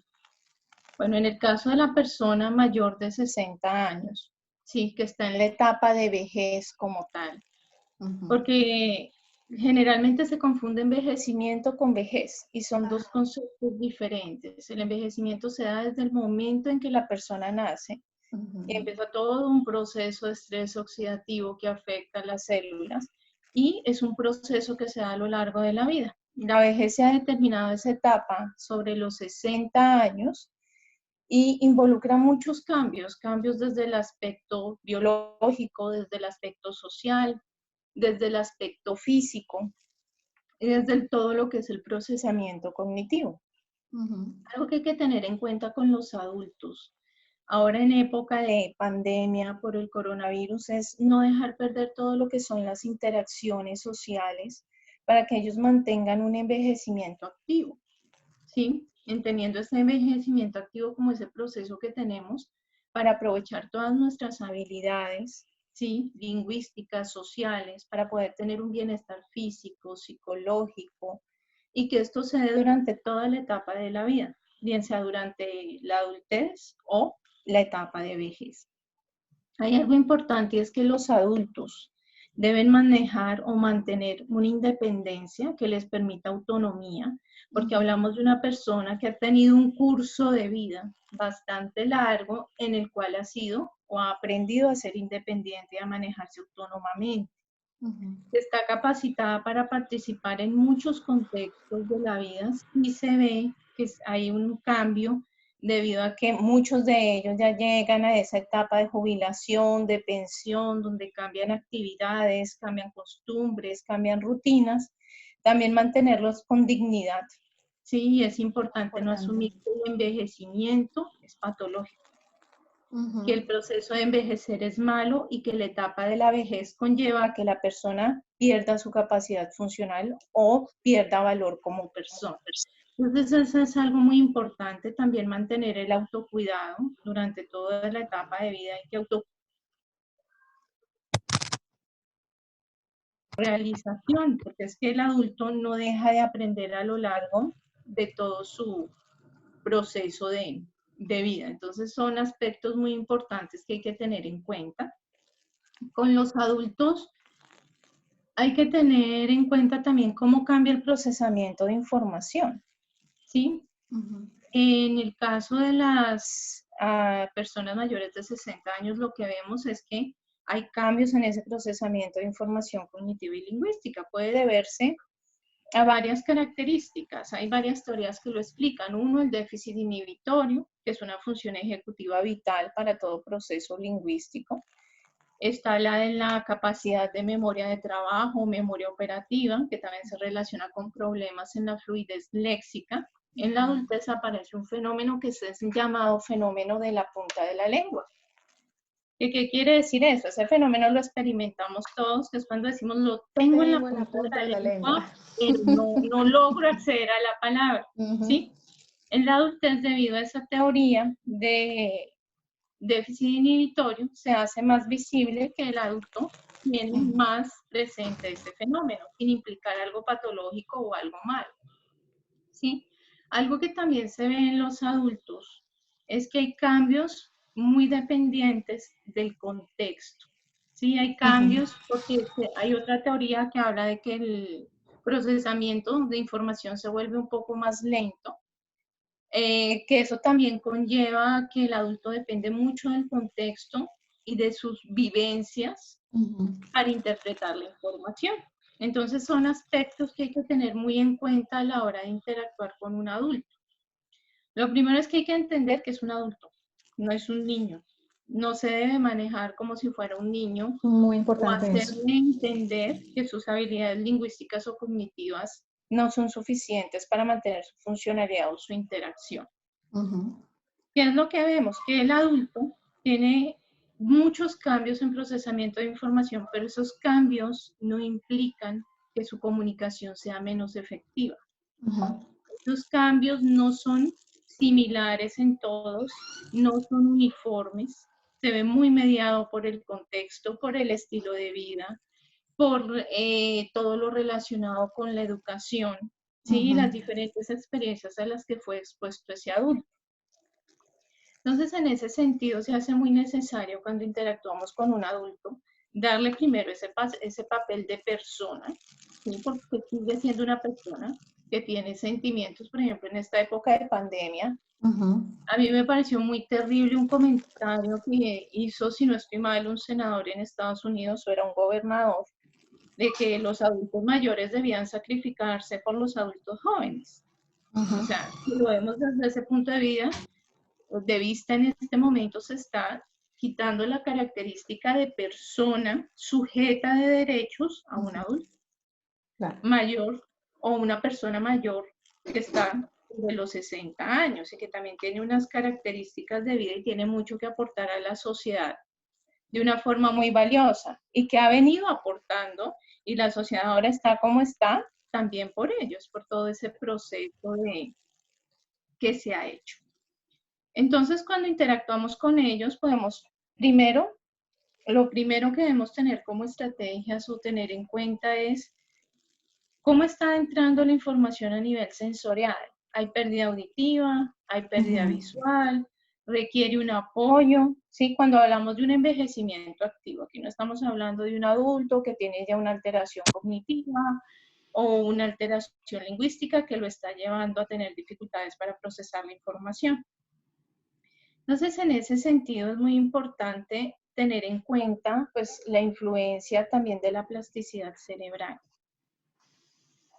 Hace muchos años se creía que los adultos no tenían o ya durante el proceso de vejez la plasticidad cerebral no era efectiva. Ahora sabemos que sí se da, que depende mucho del nivel educativo, que eso ya viene de otra teoría cognitiva, que es la de la reserva cognitiva, que habla de cómo las experiencias permean y mantienen una adecuada cognición a pesar de que haya cambios en la citoarquitectura cerebral y neuronal, ¿sí? Como tal, cambios en la producción de neurotransmisores. Entonces, también hay que tener en cuenta el estilo de vida que llevaba la persona. Los adultos tienen afinidades, ¿sí? Hay adultos que son muy afines a mantenerse activos físicamente, salir a trotar, salir a caminar, hacer rutinas de ejercicio. Y ahora lo que podemos ver es que se está viendo un poco obstaculizada también en parte porque estamos en una cuarentena, ¿sí? O un acuartelamiento, como se quiera llamar, que implica que la persona puede que no necesariamente tenga esa posibilidad de salir, ¿sí? También a qué más nos lleva a los niveles de estrés, ¿sí? Ambientes con alto estrés van a influir en la conducta de la persona, en que se muestre más irascible o en que se muestre más deprimido, ¿sí? También todo lo relacionado con esa posibilidad de adaptarse a los cambios. Entonces, dentro de ese sentido, algo importante es mantener una comunicación efectiva y una comunicación constante con el adulto. ¿Qué asumimos nosotros muchas veces por comunicación con esa persona mayor? No, lo pongo a ver televisión porque a él le gustan sus telenovelas, o a ella le gustan sus telenovelas, o le gusta ver su fútbol y ya. Con tal de que no me moleste y no me diga nada, entonces ya estamos comunicándonos, porque él está siendo feliz porque está viendo la televisión o lo que le gusta hacer. Y hay muchos procesos de estimulación cognitiva que se pueden dar desde esa misma interacción comunicativa. Algo que vemos es que para hablar de estimulación cognitiva hay que trabajar, como su nombre lo indica, las operaciones cognitivas básicas, las funciones ejecutivas que son vitales para mantener una comunicación efectiva. Dentro de esas pues encontramos una que es vital, que es la memoria.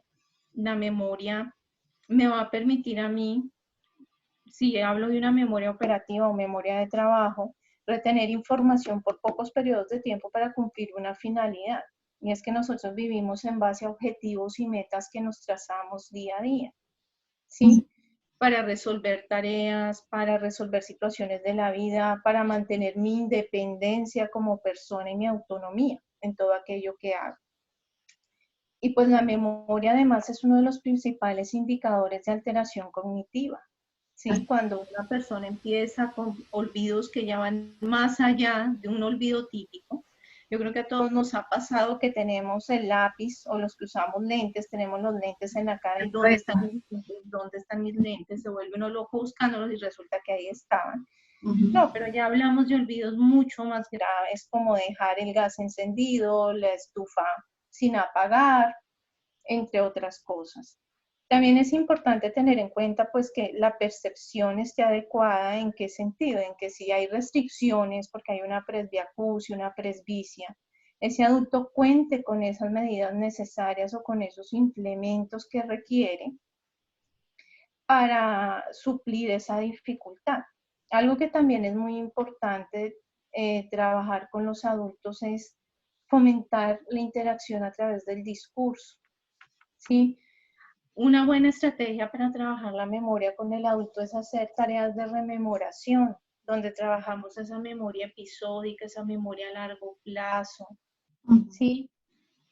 O sea, preguntarles, por ejemplo, por cosas muy puntuales que ellos puedan explayarse en describir con muchos detalles. O sea, tratar de, por decir un ejemplo, preguntarle por sus artistas favoritos, qué sé yo, Pedro Infante, o las películas que había en su época y que había, y entonces ellos comienzan a describir una serie de detalles y comienzan a traer a su lenguaje muchos elementos de esa memoria a largo plazo que estaban allí guardados y que ellos mismos se van a sorprender de todo lo que todavía recuerdan y se van a sentir bien porque lo hicieron.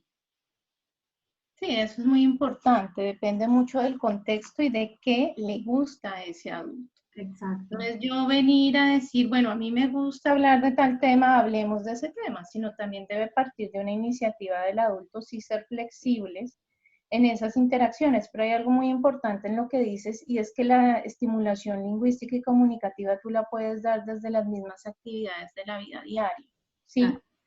Hay varias técnicas que ya son muy elaboradas, utilizan ordenadores, hay manuales que se crean para estimular cognitivamente, pero esa estimulación se puede hacer desde esas actividades de la vida diaria. ¿Te gusta cocinar? Bueno, vamos a hacer una receta especial hoy. Enséñame cómo se hace, explícame paso a paso y vamos trabajando primero la planificación, que es una función ejecutiva, vamos trabajando la memoria procedimental, ¿sí? Y vamos trabajando el discurso.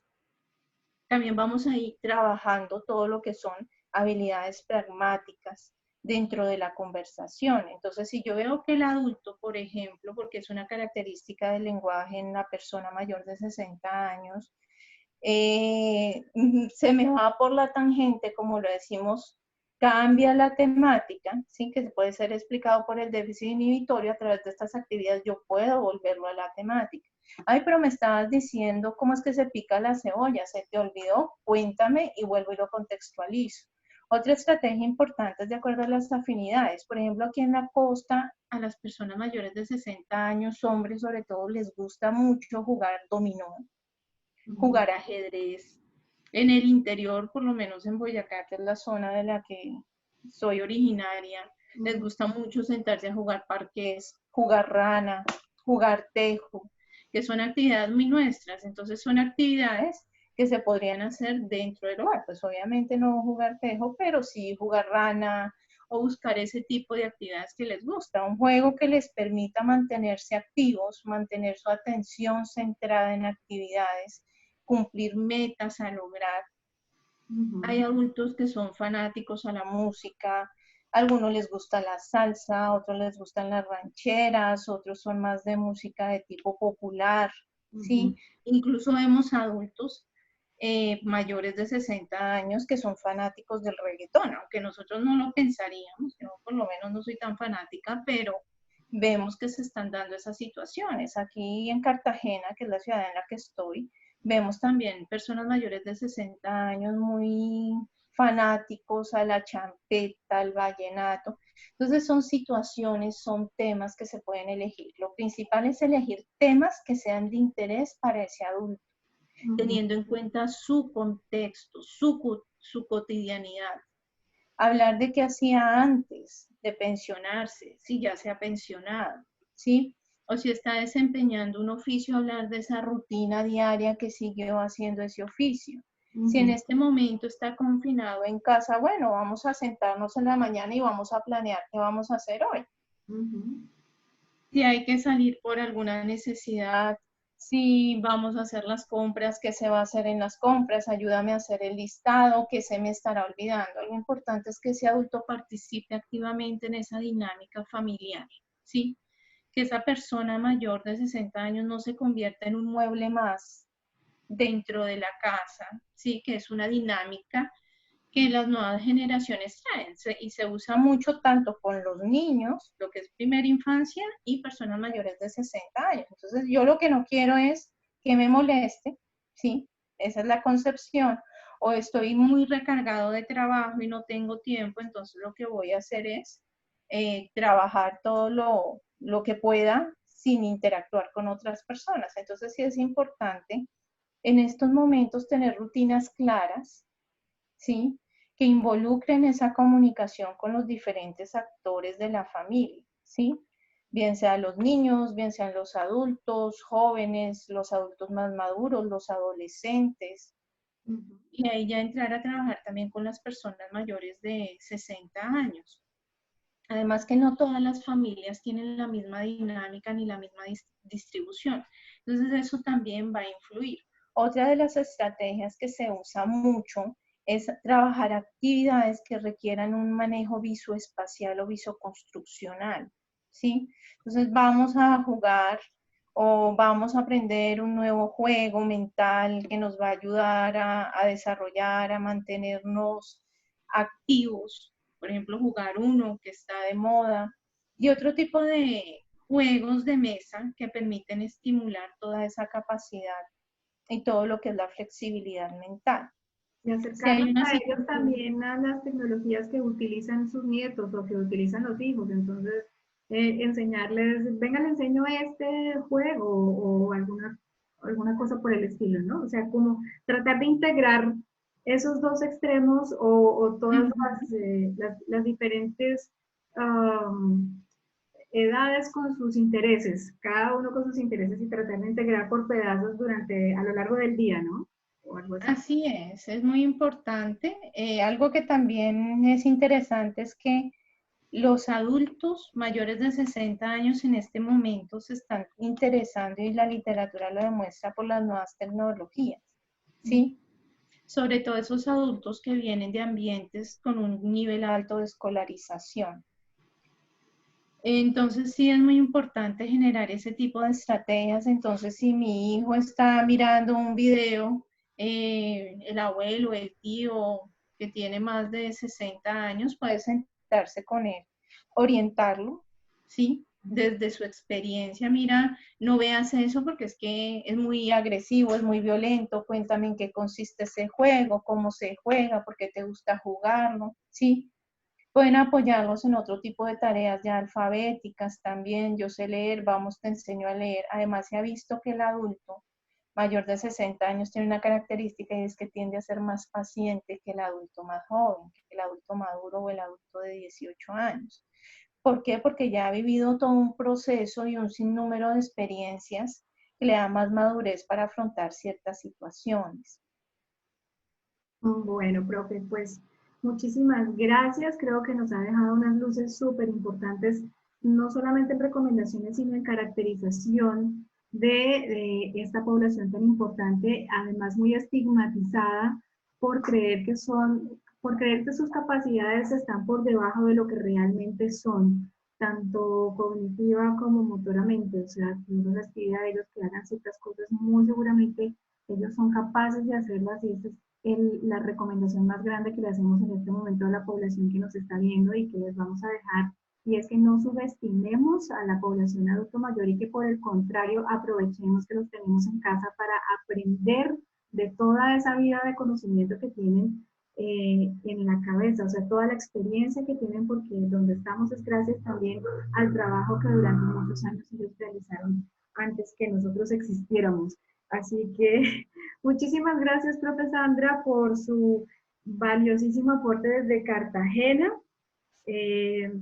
Ha sido muy importante contar con estos invitados desde Bogotá, Medellín y Cartagena, y tener invitados de diferentes partes también transmitiendo desde Apartado, Antioquia, en la zona del Urabá antioqueño. Esta también es una muestra para que veamos que los fonoaudiólogos estamos trabajando a lo largo y ancho del territorio, y más adelante podremos tener, como lo decía en un comienzo, algunos episodios con fonoaudiólogos de campo, quiénes somos, qué están haciendo, cuál es el trabajo de ellos en pos de la comunidad. Así que creo que con esta charla terminamos esta reunión del día de hoy. No sé si alguno de los conectados quiere hacer alguna pregunta a la profesora Sandra Mondragón para que la realicen en el chat. Aquí nos dice Esperanza Sierra, excelente invitada, felicitaciones desde Bogotá. No sé si tengan preguntas, inquietudes, si quieran saber más al respecto de... Una pregunta para el profesor Julián. El profesor Julián hablaba de los estímulos de los adultos hacia los adolescentes, pero ¿qué se podría hacer cuando el adolescente es quien quiere motivar a sus padres? Ejemplo, para que lean un libro y no se queden viendo televisión todos los días. ¿Cuál podría ser el estímulo? No sé si esté por allí el profesor Julián o si la profesora Sandra también nos quiera ayudar con esa respuesta, ya que ella también maneja el tema adultos. Disculpa, ¿me podría repetir la pregunta? Dice, el profesor Julián hablaba de los estímulos de los adultos hacia los adolescentes, pero ¿Qué se podría hacer cuando el adolescente es quien quiere motivar a sus padres? Ejemplo, para que lean un libro y no se queden viendo televisión todos los días. ¿Cuál podría ser el estímulo? Bueno, pues mi fuerte es más desde esa visión de persona mayor de 60 años. Entonces, en ese sentido, yo vuelvo a lo mismo. Depende mucho de las preferencias y saber identificar cuáles son las preferencias y los gustos de esa persona, ¿sí? En ese caso, pues me parece más, o me parecería muy interesante escuchar al profesor Julián, que ha tenido más experiencia con población en trabajo con adolescentes y los conoce más desde su punto de vista, desde su percepción de la vida. Yo lo que sugeriría en ese caso es aprender a interpretar las características de percepción, de conducta, emocionales y gustos que tiene cada uno de los miembros de la familia, y con base en eso es más fácil poder generar interacciones, porque todo depende y está muy mediado por el contexto. En este momento pues voy a quitarte la cámara y le doy paso al profesor Julián. Bueno, entonces vamos acá. Muchísimas gracias, profe, porque ahorita no se nos vaya porque ahorita tenemos otra pregunta para la profesora Ok, Sandra.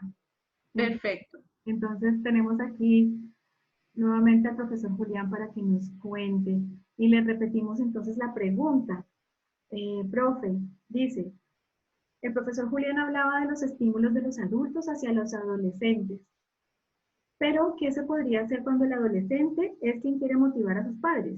Ejemplo, para que lean un libro y no se queden viendo televisión todo el día, todos los días. ¿Cuál podría ser el estímulo?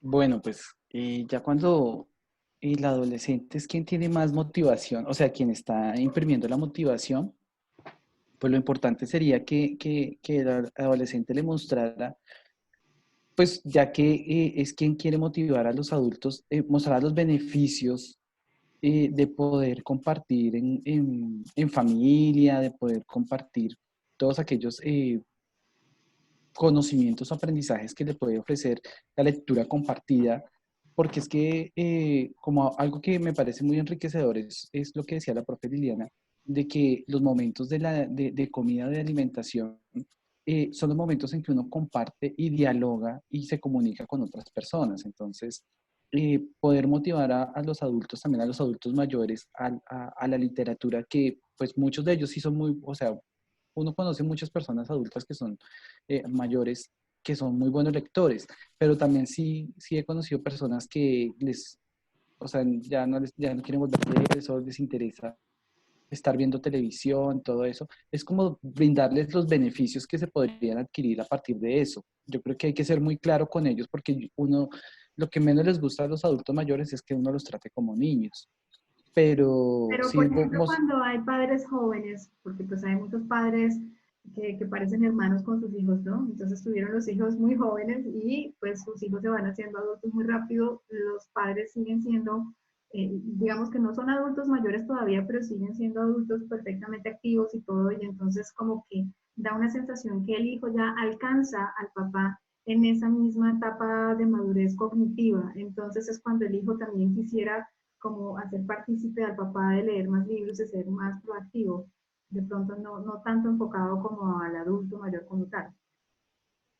sí, me parece interesante que uno pueda compartir esos intereses, o sea, esos intereses, buscar los intereses del papá y y poderlos compartir. Yo creo que compartir esa parte de lecturas también es muy interesante. O sea, yo he conocido eh, padres muy jóvenes que van con sus hijos y entonces comparten, por ejemplo, el interés de ir a pescar, ¿sí? Pero no solamente el interés de ir a pescar, sino también el interés de leerse los libros y de tener ese tipo de actividades que motivan a la lectura, a la comunicación. O sea, yo creo que es como mostrar todo ese tipo de intereses, o sea, mostrar ese tipo de intereses y el tipo de beneficios que se pueden adquirir a partir de todo, de compartir esas actividades.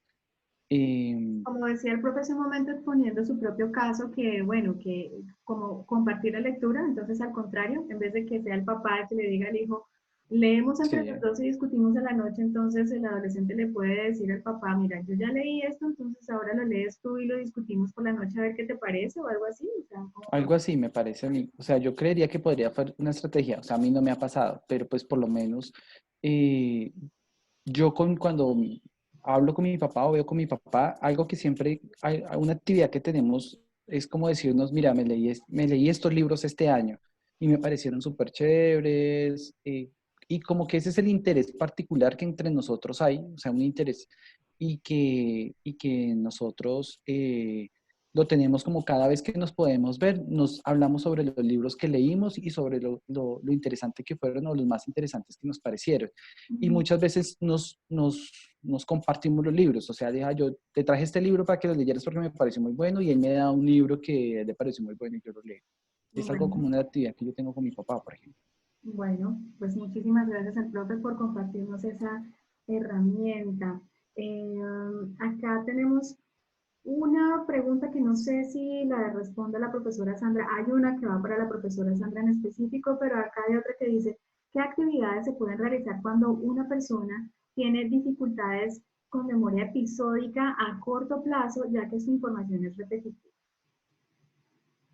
Entonces no sé si lo quiera responder el profesor Edwin o la profesora Sandra.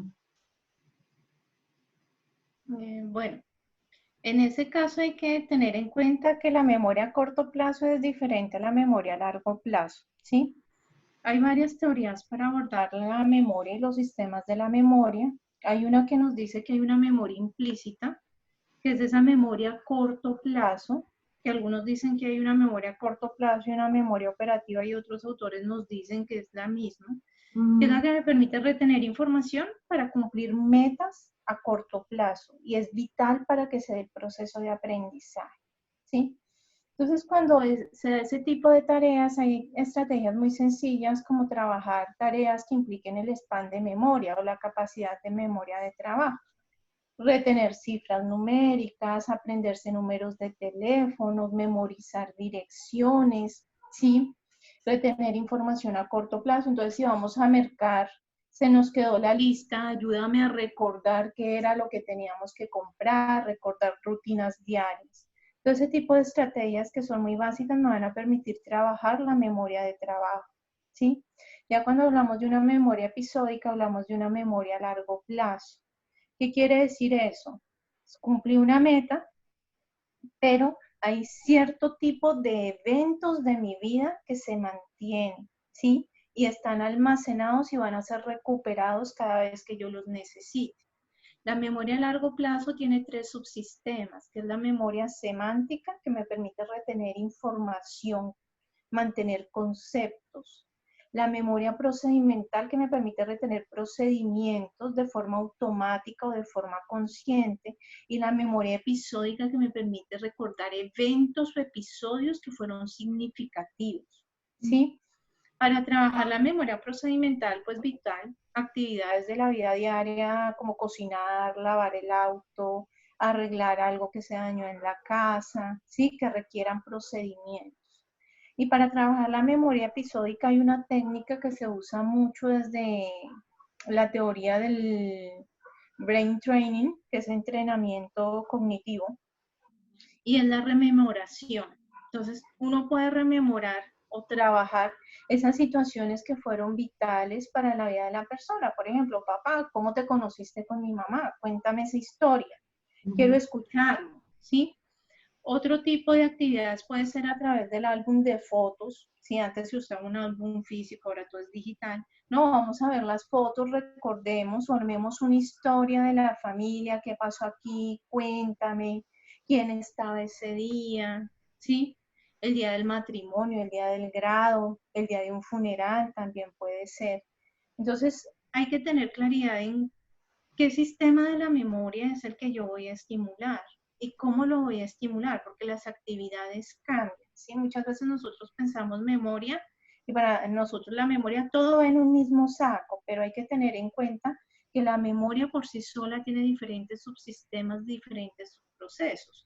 Tiene un fin común que es recibir la información, almacenarla para recuperarla cada vez que sea necesario, ¿sí? pero la memoria a corto plazo me permite cumplir una meta. Sí, por ejemplo, puede que de aquí a noviembre nos preguntemos, ¿se acuerdan cuál fue la fecha en la que nos reunimos a hacer el encuentro de cómo estimular habilidades comunicativas? Y puede que todos digan, yo me acuerdo que me reuní, me acuerdo de lo que se habló, pero no me acuerdo de la fecha. Eso quedó en mi memoria a corto plazo. Cumplí la meta, mi cerebro lo va a eliminar para dar plazo y mantener esos conocimientos que debo recuperar posteriormente. No sé si con eso aclaro en algo la pregunta. Sí, yo creo que sí, muy importante. Y hay otra pregunta también para la profe Sandra, muy, pero muy importante. ¿Qué tipo de actividades se pueden hacer con adultos mayores con Alzheimer? Bueno, ese es un tema muy interesante. Bueno, cuando hablamos de Alzheimer estamos hablando de una demencia, ¿sí? Para hablar de demencia yo debo tener en cuenta que yo no puedo decir tiene Alzheimer si no se ha hecho un adecuado diagnóstico. En este caso, el líder es el neurólogo en ese proceso.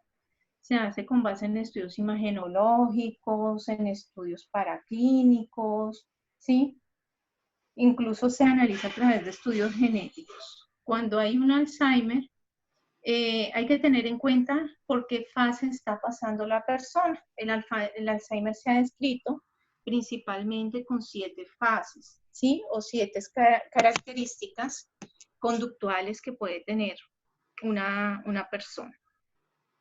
Entonces va desde una fase preclínica, que son olvidos ligeros, yo sé, o sea, me fui, se me olvidaron las llaves de la casa, me quedé puertas afuera, ¿sí? Estoy hablando de algo, se me olvidó. La persona siente que está más distraída, pero como tal no hay ninguna otra alteración. Después ya viene una etapa, a medida que se va dando la afectación cerebral, que ya hablamos de un Alzheimer más moderado, donde ya empiezan a aparecer no solo los problemas de memoria, sino otro tipo de alteraciones neuropsiquiátricas, porque ya no solo está afectada la memoria, sino que se empezó a afectar función ejecutiva.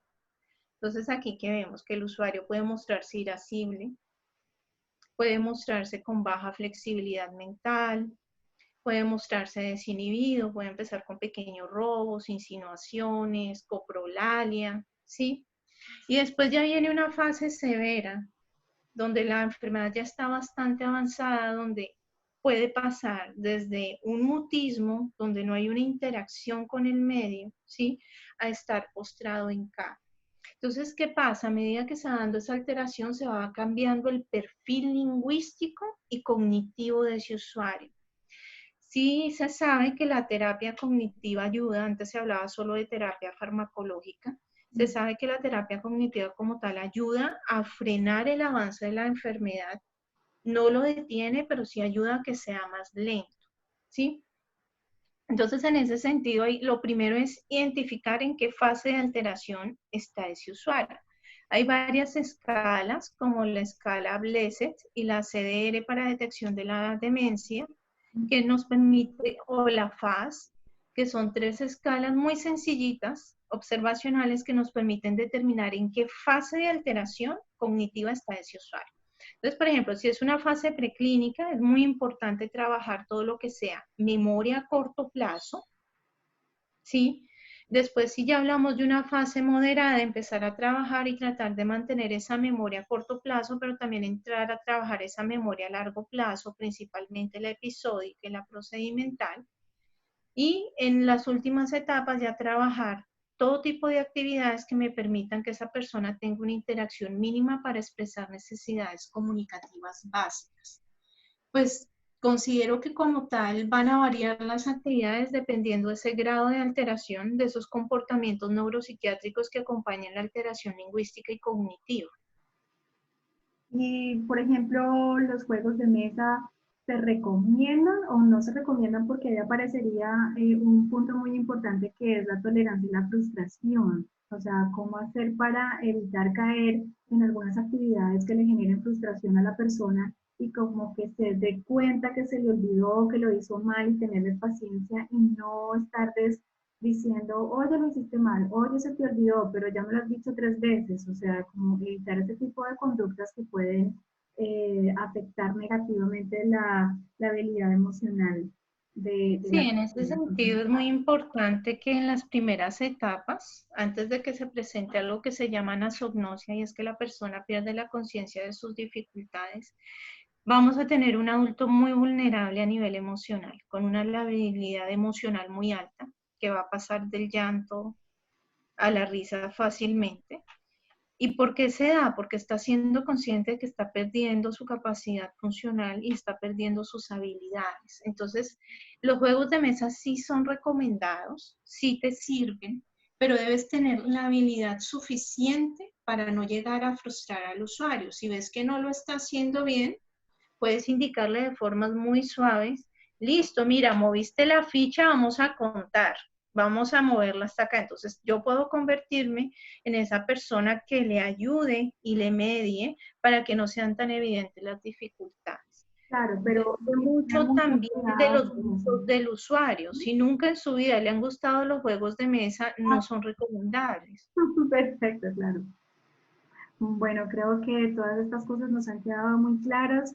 Completamos en este momento 2 horas y 26 minutos de conexión, que es bastante tiempo, cosa que le agradezco muchísimo a los panelistas, a la profesora Sandra, que fue la primerita en conectarse en esta tarde y estar muy atenta.